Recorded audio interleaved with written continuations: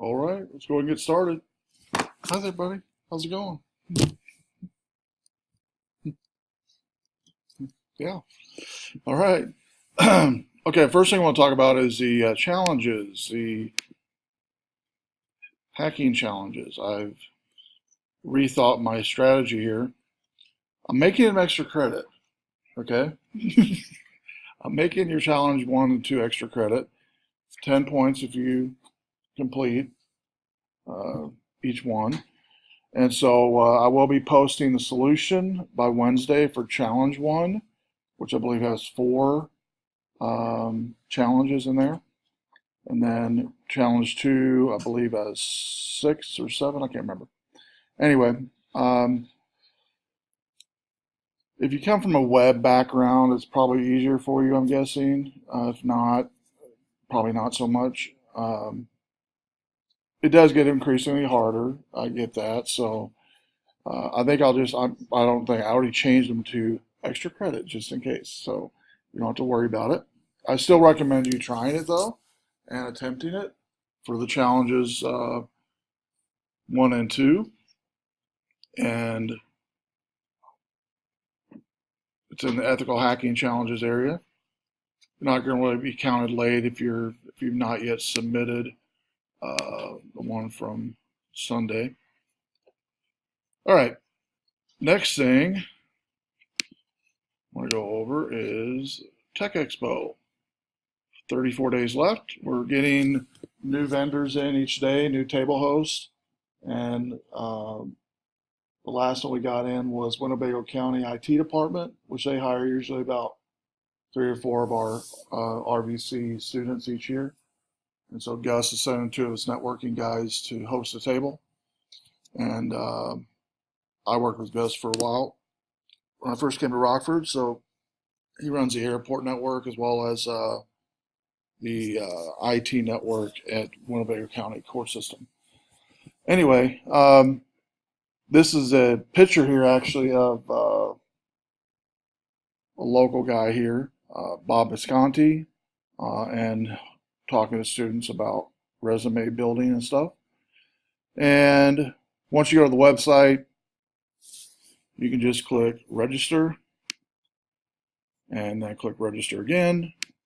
It'll take you right to the Eventbrite to where you can register yourself and whoever else you want to come.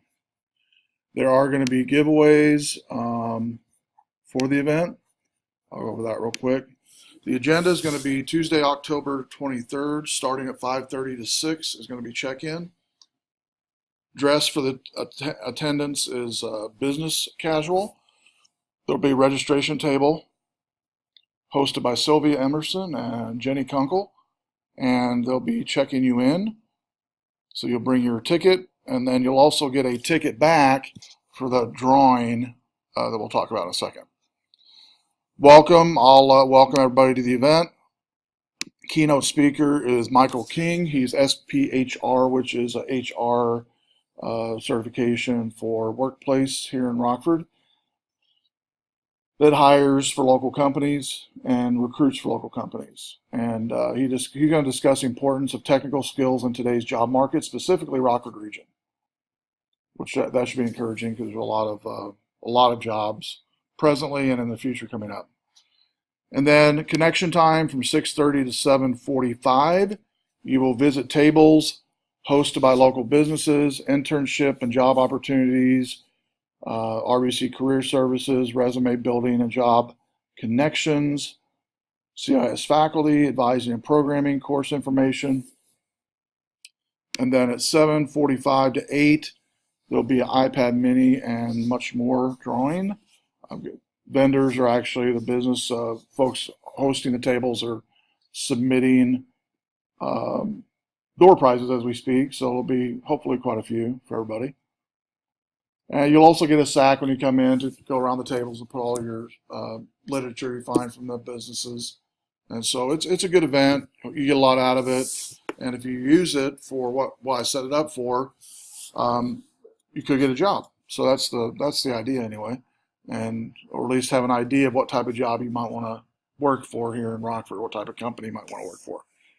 It's also encouraging because so many times you don't see businesses that are needing help or wanting help, especially college student help. And there are quite a few here in Rockford that hire every semester from our group of students here at Rock Valley. MyRC.org. When you load that page, there's still a couple of jobs that are pending being filled.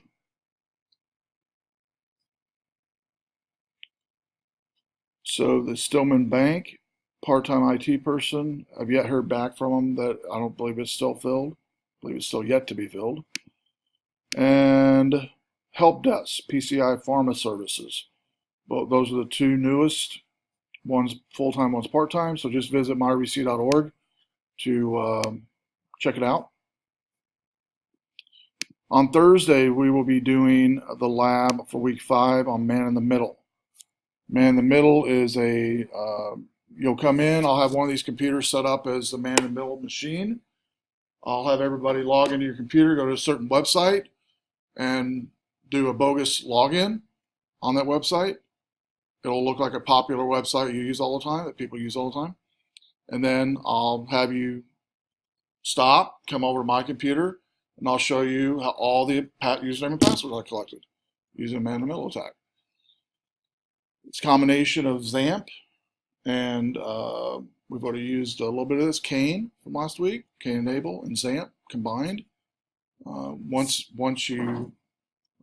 hackers set up these type of honeypots, basically, or tools, it's fairly easy to set up and get started. I also put in here a couple commands we'll be using next week, which is clearing out the ARP cache or deleting the ARP cache. And then we'll look at a document called Man in the Middle term, arp.docx, and you can avail yourself to that as well beforehand. So again, challenges, extra credit. I know a number of you already submitted them all, or most of them, or what you could get done. So if you got 1 or 2 done, that's awesome. Especially for most of you, you've never tried anything like that. So I'm going to be adding some networking ones as well once we get through Man in the Middle. I'll be adding some networking virtual. It'll be in a virtual environment where you go and have like mini challenges for networking students on what to do to harden a network and to have a fictitious hacker put a virus and you have to try to trace it down. It's a lot of fun. You learn a lot too because you kind of learn on the while you're doing the task what you should do to block hackers. So tonight we're going to be talking about Chapter 4 content and mitigating attacks. I'm going to go into full screen here if I can.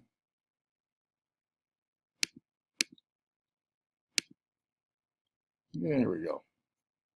So we'll look at some of the vulnerability assessment tools out there. We've already talked about a number of these already. And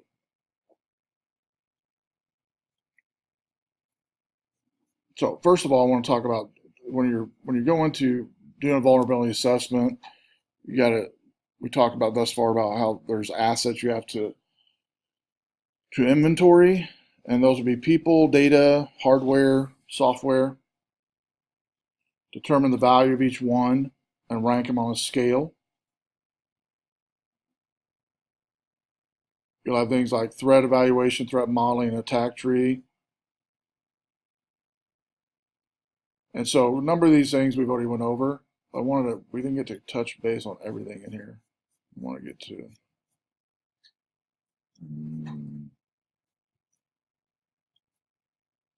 Yeah, we did that.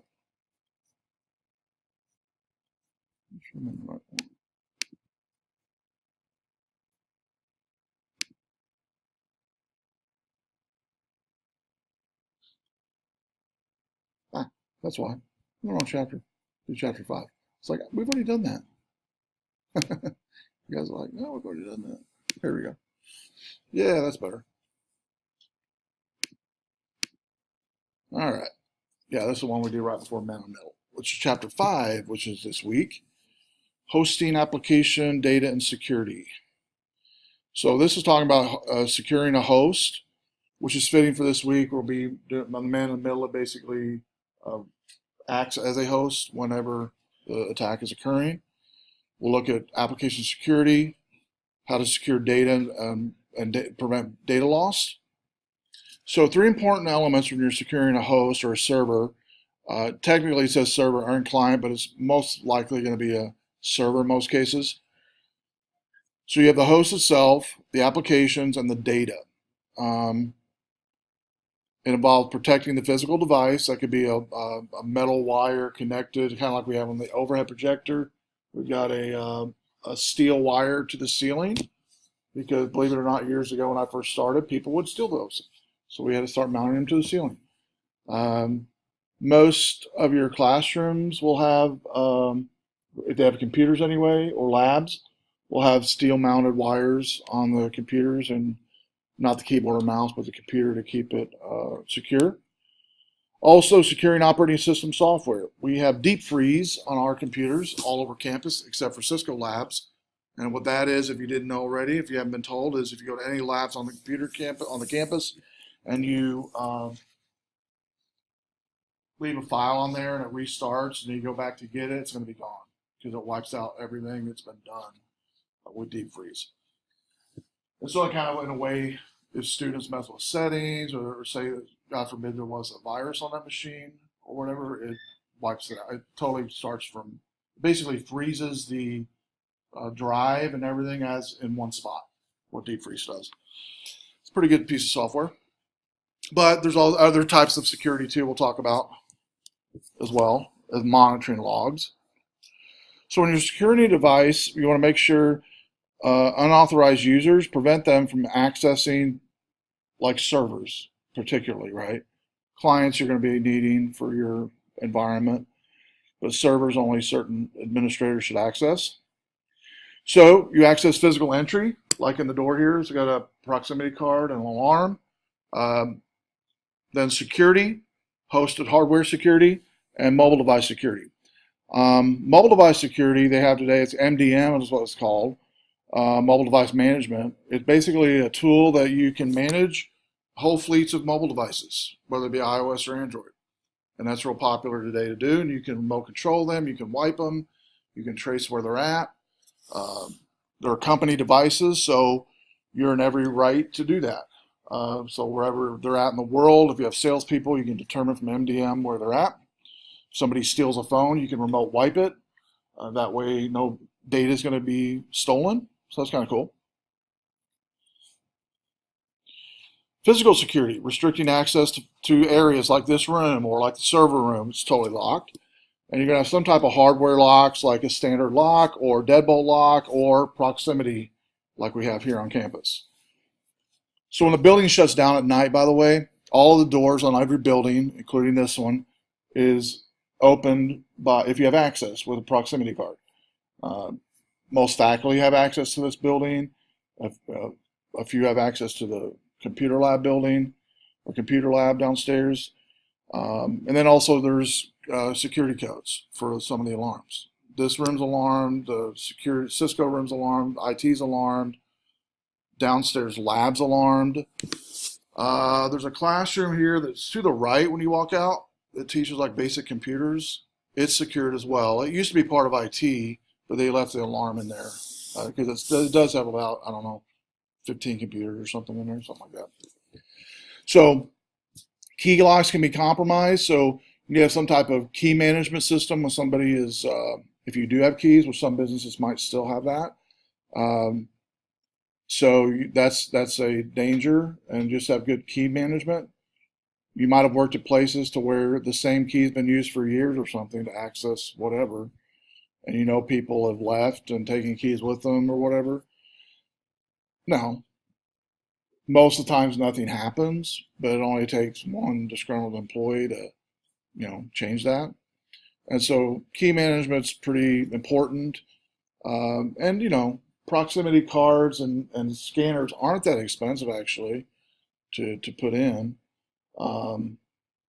When when you think about the flip side, which is if everything's key-doored with a key, the loss prevented by proximity cards is much more worth the cost for most businesses anyway, unless you don't really have anything worth missing if it leaves, if that makes sense.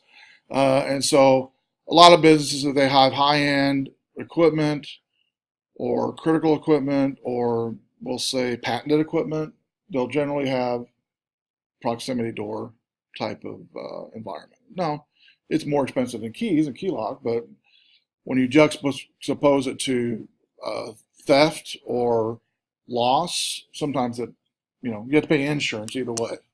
Insurance, you're going to pay less insurance for proximity in some cases and more insurance for deadbolt loss because it's not as secure, if that makes sense.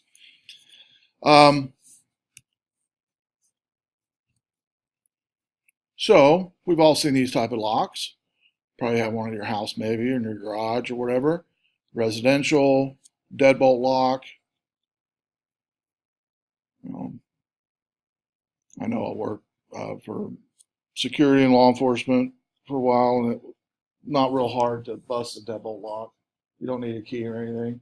You just kick right below the door and it knocks. If you're a big enough person, you don't need to be a big enough person. You just know where to hit it with your foot, and you can pretty much knock down any door.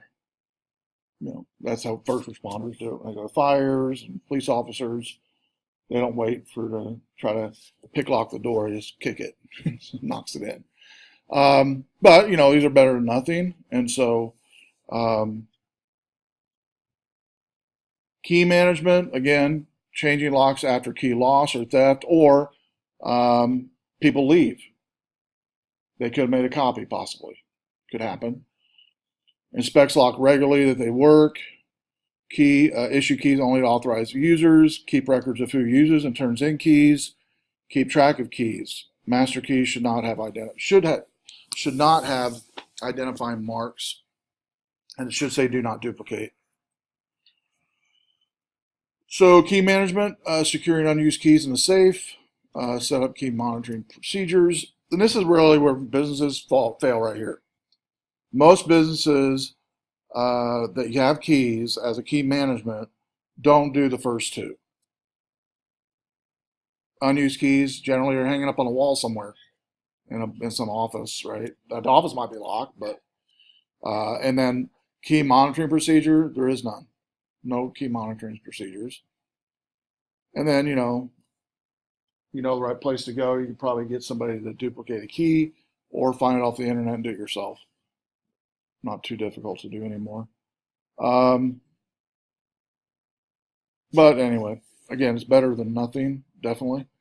Cipher Lock, this is basically more sophisticated. And we have it on these doors out here. There's I think it's a 9 key or 7 key. I think it's a 7 key. No, 9 key. Anyways, we can type in a key code if the battery dies or if somebody doesn't bring their card, and you can get in with the Cipher Lock. It's a combination, basically, of numerics. And it can be programmed. They can be hacked, by the way, like anything. If something can be programmed, it can be hacked, if that makes sense. Because I've had somebody ask me a question about what can be hacked. If something can be programmed, it can be hacked. Does that make sense? Everything from, whatever you think about it. Have you ever thought about, have you ever put any thought into if right now a car was to drive up to the campus here? Let's say, guys, we're going to go drive in some cars, but oh, by the way, there's no drivers. We're just going to be sitting in the back.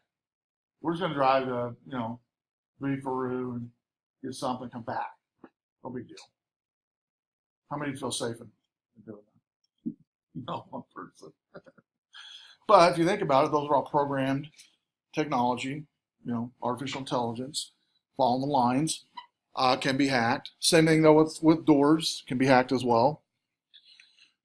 There are records kept on these type of doors when people swipe in, swipe out, things like that. Can be vulnerable to shoulder surfing, especially if it's a Cipher Lock, and then can be used in conjunction with tailgate sensor. where people basically is looking at the door with a camera and can be videotaping it.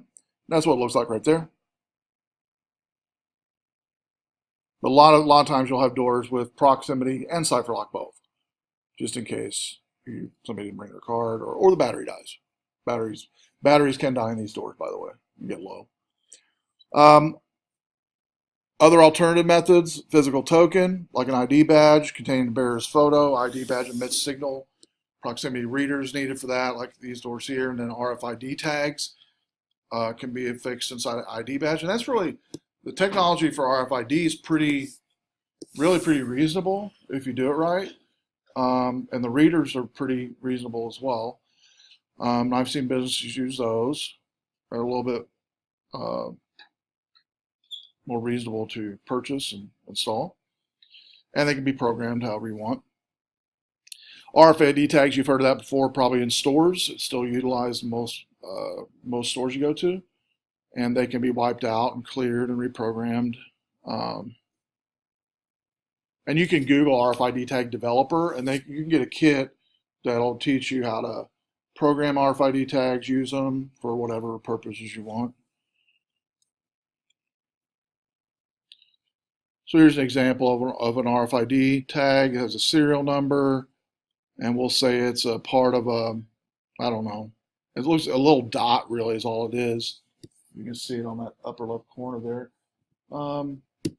And we've all maybe been in the mall or whatever, and you've heard alarms go off because somebody forgot to, deactivate the RFID tag type of thing. This man trap reminds me of Mission Impossible. Everybody ever watch Mission Impossible movies? Okay, one person. All right, good. Getting batting 100 now. On this picture on the right, basically the man trap is where you make the first door easier to get in, second door more secure to get in. But when the first door shuts and the second door fails, it locks you in the room. It locks you in that hallway or whatever it might be. It's called a man trap. And there's one of the scenes in one of the latest Mission Impossibles where one of those doors is, I think it's a palm print. Then there's a gate where it tracks your gait of how you walk. And about halfway through, on the other end, or all the way through on the other end, is retina. And in the movie, I think they had to swap out the chip that was reading that as Tom Cruise was walking across it. No, Tom Cruise wasn't walking across it. He was the one changing the chip out. The other guy was, the hacker guy. Anyway, barely made it. Just had milliseconds to spare, right? Milliseconds to spare. So Accesslist basically has individuals within the device that says they can come in and can use the access door or whatever the case may be. It also records when they entered and left. Already talked about the man trap. Video surveillance. Everywhere, right? Even on campus right now. We had a company come in and install video on that entrance, over here by Starlight, over here, over by the baseball field. So it's everywhere on campus now, which is good. I mean, it is a deterrent. It definitely is. Video cameras can help with deterring theft and crime in general, right? Whether the cameras are real or not real, right? And if you can't afford a real camera and you can't afford one, you can buy a fake one that looks real. I mean, everything about it looks real, and unless you tell somebody and don't install it right, the criminal's not going to know any different. Fencing, this is where you have prisons, high-end security, has at the top of the fence some type of barbed wire or some type of jaded metal to stop folks from coming in. This is other cool stuff I like. One of these, it's called anti-climb paint. Anti-climb paint. It's basically a non-toxic petroleum gel that stickily applied, does not harden, makes any coated surface very difficult to climb. Typically used on poles, downpipes, wall tops, Railings above head 8 feet or higher. Anti-climb collar. You've seen these before. Spike collar that extends above a fence or a pole, pole fence.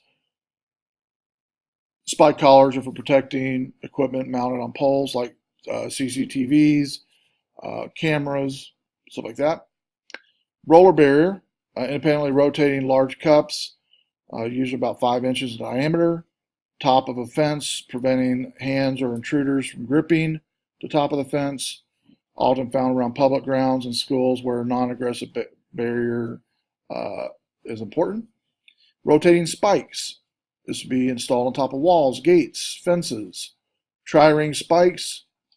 Collars rotate around a central spindle and can be painted to blend into the fencing.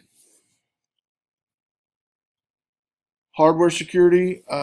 Again, physically securing the software or hardware, system hardware. Portable devices, already talked about, can have brackets. And most of your laptops today, when you buy them, have a socket for the secure slot to put in to secure it wherever, whether a laptop or mobile device or whatever, or desktop. You can secure it to a desk or wherever the case may be.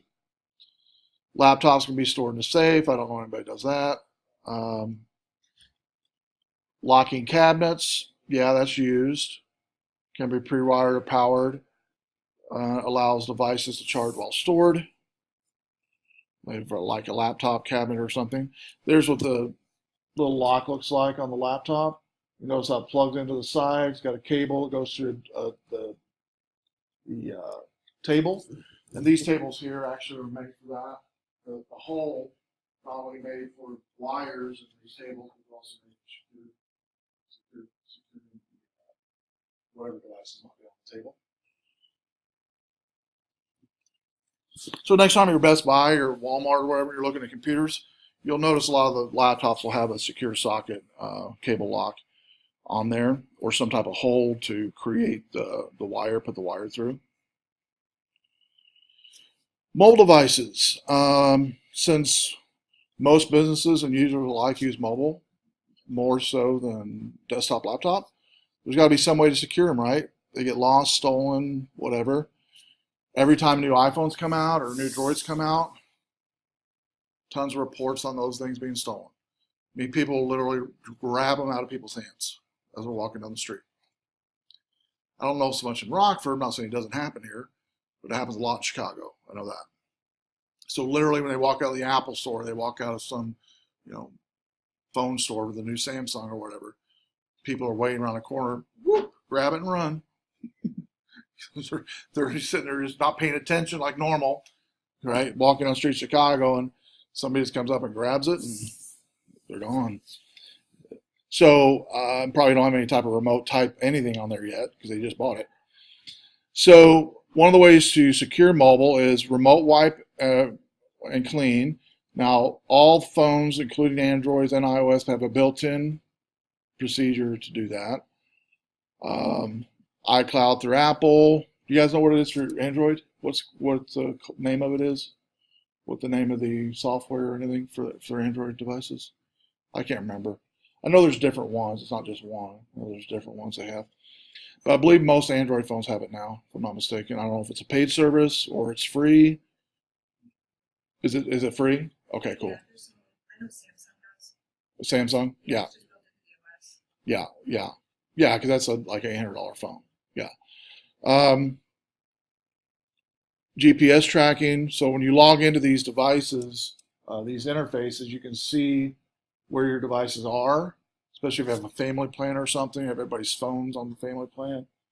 My wife was on her way from St. Louis back to Rockford. They went to a conference, her and some ladies did, and it was taking a lot longer than I thought. So I just hopped on to iCloud just to see where they were at.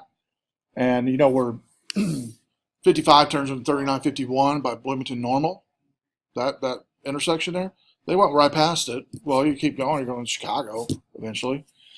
So I called they were maybe 5 minutes past Bloomington Normal exit. And I said, "Are you guys going to Chicago?" And she goes, "No." I'm like, "Well, you missed your exit." How'd you know that? And so she told the driver,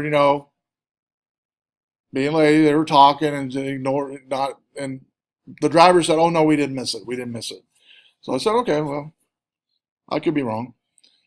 She called back like 2 minutes later. "No, we missed it. We had to turn back. We had to turn around, and go back the other way." And so I have used it like that. Parents use that for their kids too, by the way. There are ways to get around that probably, like have a kid give their phone to a good kid that stays home or does what they're supposed to do, and then the parents not going to know. Anyway, GPS tracking can pinpoint, and it has caught criminals. Police have used it to track down stolen iPhones, iPads, and Android devices, all three. Yeah, they've used it, and it does work. Anybody know anybody that's had that has used it for that purpose? Give it to law enforcement? Yeah, because I have a couple of friends of mine that had it happen. They gave them the access to login information. The cop took it, and detective, and they found it within the hour. Pulled over the person and found the device. So it does work. Securing also voice encryption. You could use to mask content of voice communication over a smartphone. So when you're securing OS, you got 5 steps to secure it. Some type of policy, security policy you got to develop. Perform baselining. Basically, that's going to determine what should be updated. What's the baseline updates for your machine, for your computers, both servers and clients.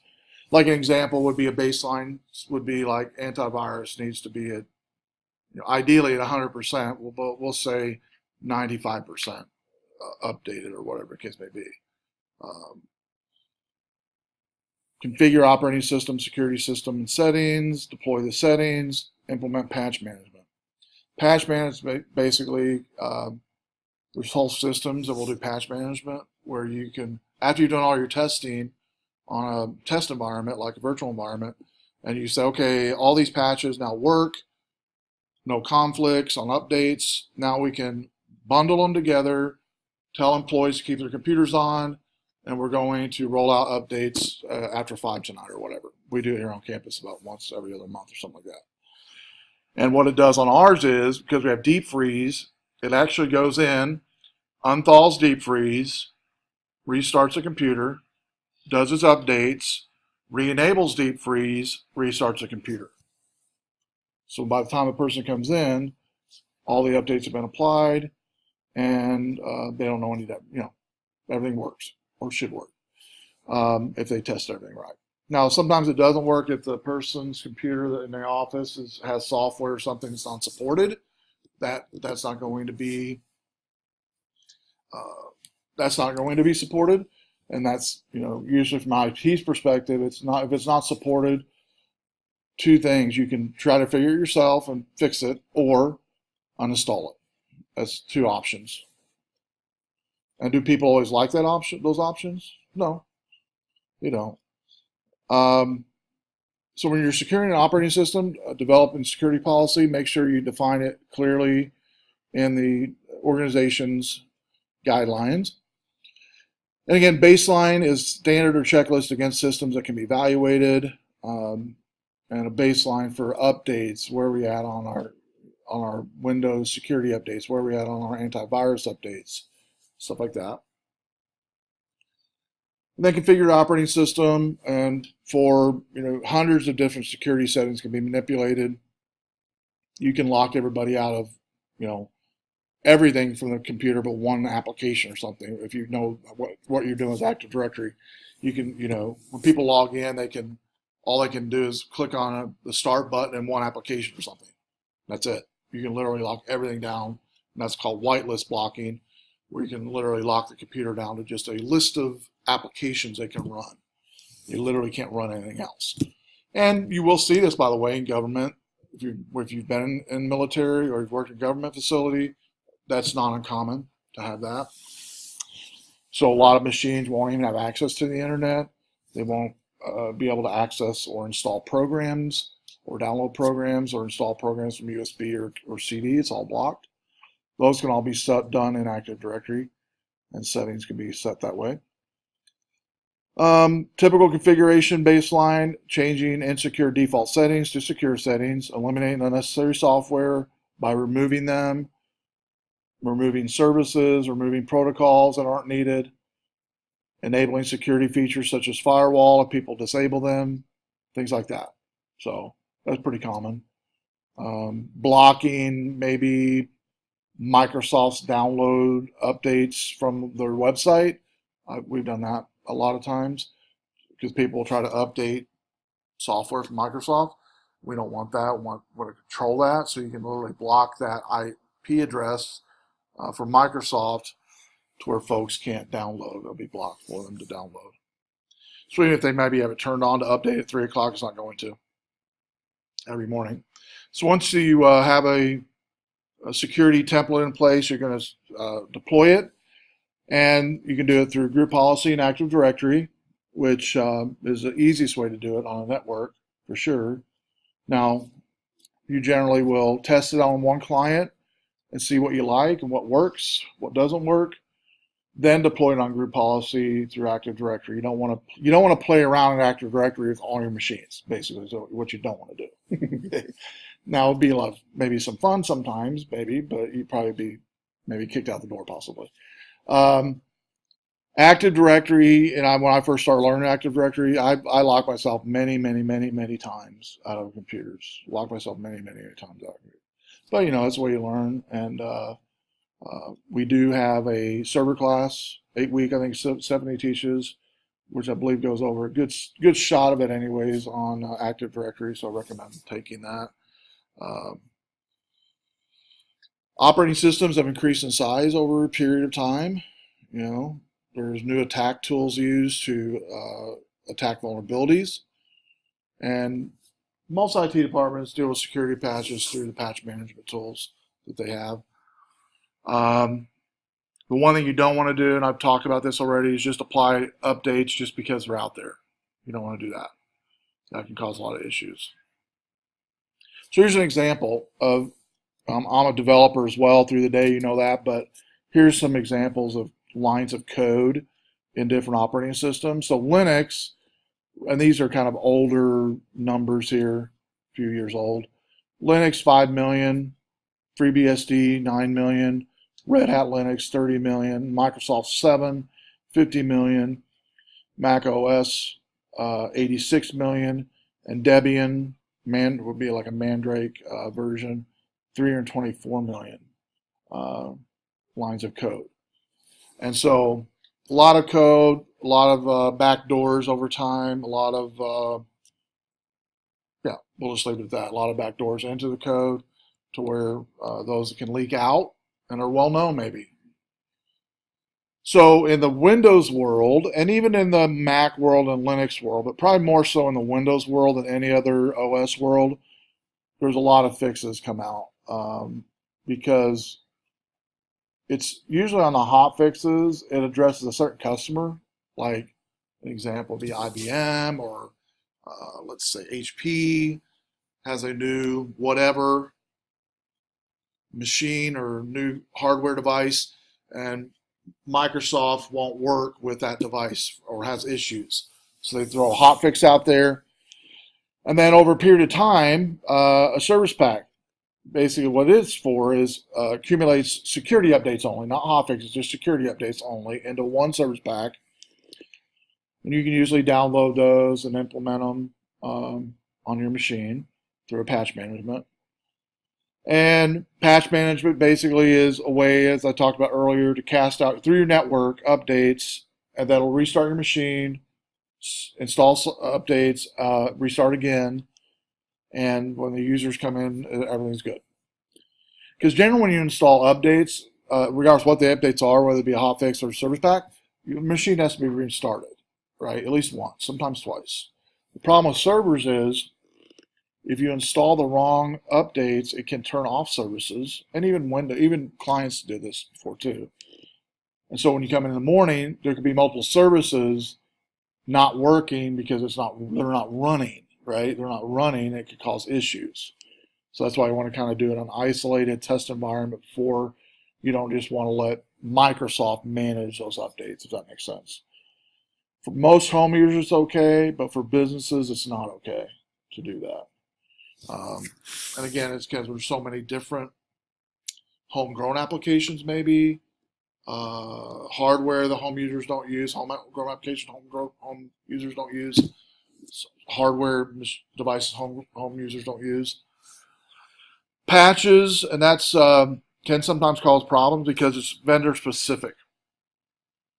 All right, generally.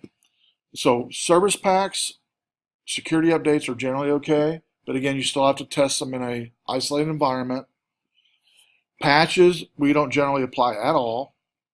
We don't need them.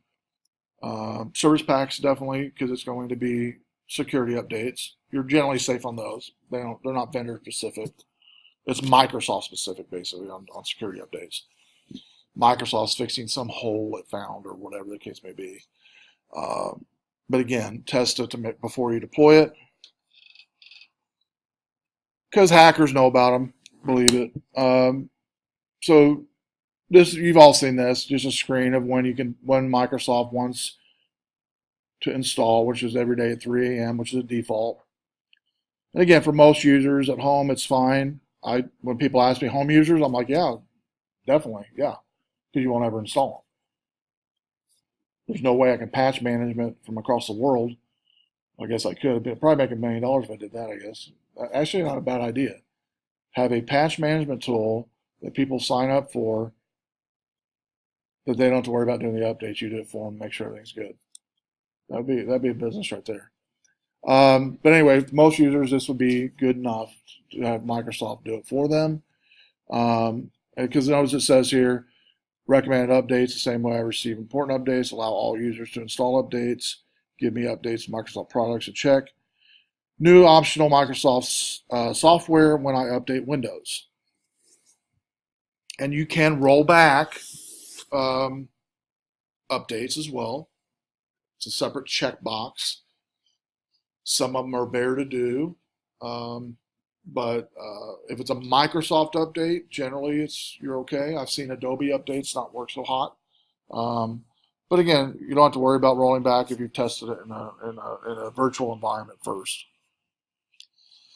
So when you're securing your operating system, again, updating the patch services, managing that patch service, automating it. Administrators should be able to force updates to install on a specific date and time.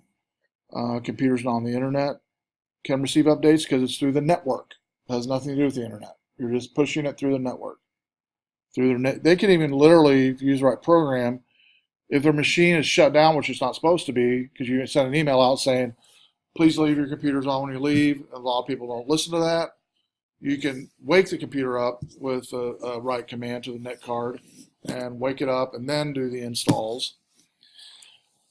Users cannot disable or circumvent these updates. That should definitely be the case. Definitely should be the case. All right, so we have in here automated patch system. Vendors online service. We'll say for this argument's sake, it's McAfee, right? Everybody's familiar with that, or Norton, or whatever. McAfee's antivirus, patch management, update server. And then locally, you notice there's two patch update servers that propagate it to the clients continually, or maybe hourly, however you set it up. You can do it every minute, to every hour, to every day, to every month, whatever you want to do. Generally with antivirus, it's quite often you're going to do it, like before people come in, at noon, and 3 or something. We'll say that. Okay, we'll say those 3 times. Then you can push it out dynamically or manually if you need to. Malware, still around, still hitting networks and hitting businesses. So you need antivirus to ward against malware. There's tons of I'm not going to recommend any antivirus. There's so many of them out there. I will say the new Microsoft antivirus is pretty good from what I can experience, what I've experienced with it. There's some I wouldn't recommend. But But I'll leave it at that. I know you want to know which one. I wouldn't recommend. There's one that I don't like called Cyclance. Now, Cyclance is an expensive system designed for cleaning up major viruses, is what the company started with. But they actually have an active antivirus system now. But what it does is it blocks a lot of stuff that shouldn't be blocking. It's all blocked by heuristics. So an example is if you have an update to an app, it'll block it because it doesn't know about that app update. Because it not only blocks it by executable or process, it blocks it by the hashtag of that actual system executable, which can change when you have updates. It does change. So anyway, that's if I was to not recommend one, Cyclance would be one I would not recommend. All the other ones, you're okay. Pretty much. Avast, okay, for home users. Even I know businesses that use it. Sophos, not so much. Sophos all right. I like it. It's not bad. It's better than Cyclance for sure. It's more mature, that's for sure. Sophos is. And we've had them all here on campus. We've had all of those on campus. So, but anyway, the thought is, or the idea is, you need to investigate what's best for your environment. Use it. There's tons of reviews online. Tons of IT folks have opinions on it, including myself. And mine, a lot of times, it could be just bad experience with customer service or bad experience with whatever. That happens, right? So, main thing is to have antivirus updated, because believe it or not, hackers have all their antivirus updated. They're totally clean. Their machines are clean, pristine, clean. All right, they're not going to have junk anywhere in their machine. Now, why do you think that is? Why do you think that's hackers' thought or mode of operandus? Meaning, are they going to go to sites that are questionable? No. Are they going to do things on the internet that's questionable? No. Because most people that think of hackers think of those first two things I just said. They won't do that. Hackers will, true hackers, when you're first, like we'll call ethical hacker, does it for like a lot of you just because you want to see what you can get into, see what you can find, whatever, investigative type of hacker. Then you do have those that do it for criminal purposes. But most hackers in general start out as an inquiry. It's an inquiry. You're wanting to figure out how computers work, how networks work, right? How programming works, whatever. And I think that's a good thing. When it comes monetarily, you're doing it for money or you're doing it for criminal purposes. Yeah, that's definitely not good. But the machines that hackers use, whether it be ethical hacker or other, white hat hacker would be ethical, black hat hacker legal kind, their machines are going to be updated with all antivirus. It's going to be clean. They're not going to do anything they shouldn't be doing, go anywhere they should be going, because they don't want antivirus on their computer any more than you do. All right? And so antivirus is important. It's important to keep it updated when you decide on the one you want and the one you like and the one that works for you. Also, they have ways with heuristics today that you can really tweak it pretty good, your antivirus. And basically, I found out if you train people or educate people what not to do on the internet, where not to go, and what not to share, or what not to click on, then they're pretty confident, and things are a lot more healthy in your network. Right? Makes sense. Because the best antivirus isn't going to stop everything. It's just not going to do it. It's impossible. It really is. I'd like to say you can block 100%. Not going to happen. So anti-spam, tons of spam still. You guys and I, we don't normally see it, you and I, but if you manage an email server, it's still the latest stat is 98% of incoming mail to all businesses is spam. 98%. 98%. That's a lot. That's a lot of spam. That's a lot of mail, right? And IT guys and gals are constantly having to manage that whole ecosystem because some things might come across as spam that's not, and then you've got to unspam it and give it back to whoever it was was supposed to come to. You got to watch from your environment on sending out too many emails at one time because you can be put on a blacklist as a spammer yourself as an organization. So you have to use software like Constant Contact that does things correctly and legally and with all the opt-ins and stuff like that when they send out emails. Because if you try to do it yourself with just a list of emails and email 1,000 people, more than likely you're going to be put on a blacklist. And people won't be getting your emails in about a week. And you're like, I sent it. No, you didn't. And because their email appliance is blocking it. So beware of that. But there's, tons of spam used for social engineering attacks, for the Nigerian scam to, people that are lonely scam, to the whole list in between, right? And so tons of different filtering methods within spam to where it gets bypassing these whitelist and blacklist. There's Bayesian filtering, local host filtering, block a certain type file attachment filtering. But marketing and spammers are constantly changing all the time their email domains, just like phone numbers, right? How many times you get phone calls from the same exact company wanting to sell you something or whatever from Florida or California or whatever, and you're like, how in the world they get an 815 number? They're from Florida.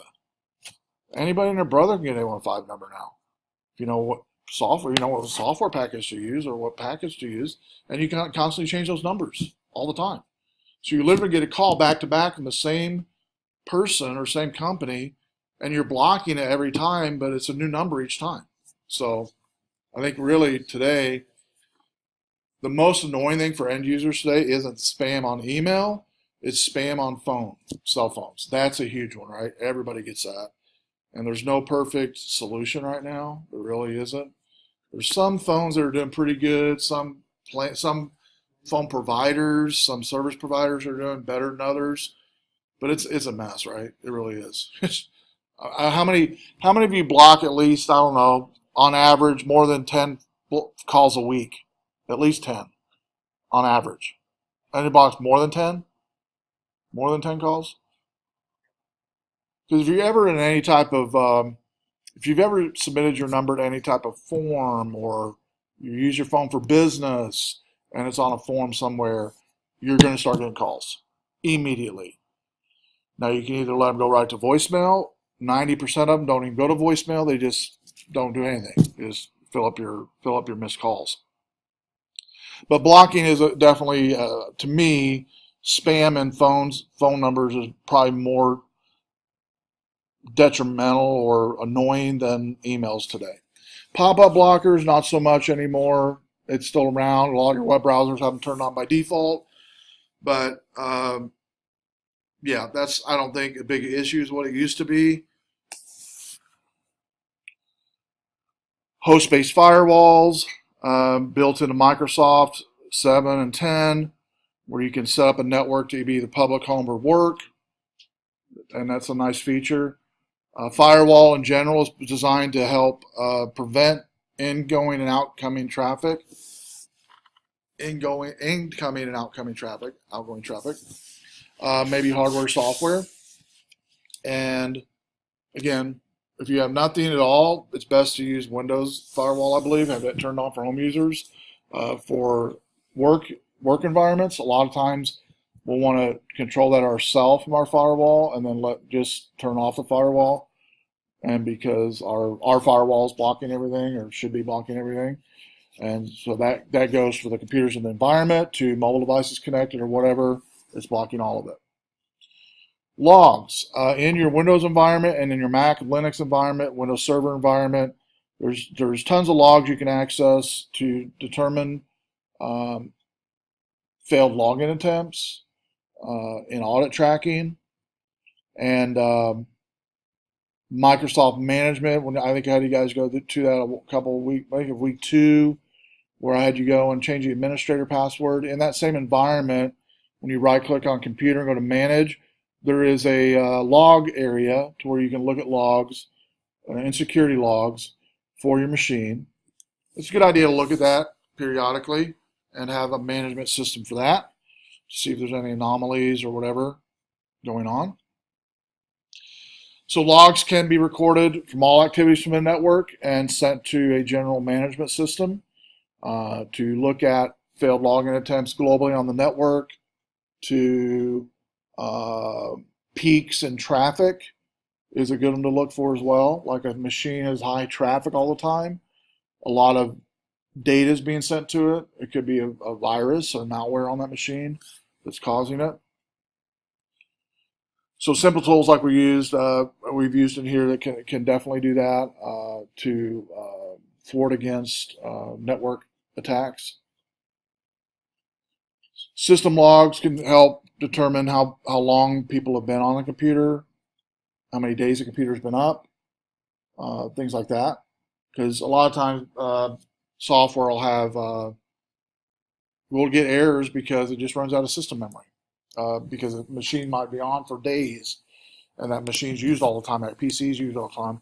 And so the suggestion for most IT folks to those users is let's restart your machine, let's get back into your environment, see if that fixes it, and generally it does. Same with servers. Servers have an end of day cycle where they run out of resources. Memory will be taxed, and they have to be restarted as well at times. And so I will tell you that working with both Linux and Windows servers both, the Linux servers are mostly used on the web end for websites. I think it's still like 78% of websites are hosted on Linux servers. The thing about Linux, different than Windows, is I can set up a Windows or a Linux server for a web server, unplug the keyboard, mouse, monitor, put it in a corner, right? Just have it plugged into the Ethernet for the network. It can literally sit there for years. I don't have to touch it. I don't have to do updates, nothing. It just runs. Now, Windows servers, not so much. On average, a heavy used Windows server has to restart at least once a month, minimum once a month. Okay, minimum once a month. If it's really heavily used, it could be more than that. And again, it's just the nature of the operating system, how it's built. Really no different than that. The way Windows manages memory versus the way Linux manages memory is totally different in how it works. And so, anyway, but Windows is used for most offices because of Microsoft, email, and it is a good operating system. It's not perfect, but it's a good operating system for most businesses to use. This is a screenshot of an auditing success. This is in the event viewer I talked about earlier that you can find when you right-click on computer, go to manage, and go to the event viewer. And basically you can find that out, determine if something succeeded or failed. If you're having computers doing weird things, or people come in and it seems like they're another user on that account, that's not theirs, that's a good idea to check the log, the audit success log. So benefits of monitoring are these, and we'll end on this one, is security incidents, policy violations, fraudulent activity, providing information shortly after it occurs, providing information to help resolve problems, helping identify operational trends and long-term problems, and then provide documentation of regulatory compliance. Here's a security tool called Microsoft Security Essentials. It's a reporting tool, actually, we'll end on. It's a really nice one. MSA is a good one. And what this one does, you'll notice when it runs this on this computer here, it gives potentially unprotected issues, and you go to the history tab and you can see it's got a couple Trojan spies that it's captured and removed it. It tells exactly what it's about. Dangerous. This program is dangerous. Records user activity. Recommended. It already did it, which is remove it. And then you can click on this to get more information. about the virus or malware or potential virus or malware. It'll also, on this Essentials, Security Essentials, if you go to the Updates tab, which it's not showing here, you can also look at latest updates that's occurred. Updates are going to occur. Updates has not occurred. So NSA is a good one. And so main thing, wrapping it up, is that you have a network security protocol in place for key management or business-wide management for key door access. Your systems are locked down. Only people that need access can access them.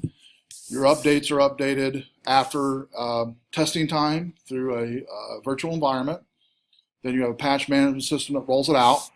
And what wasn't in the discussion was education. If you educate people on these things, on basic network or computer management, a lot of times it'll save you a lot of headaches in IT anyway from having to fix stuff.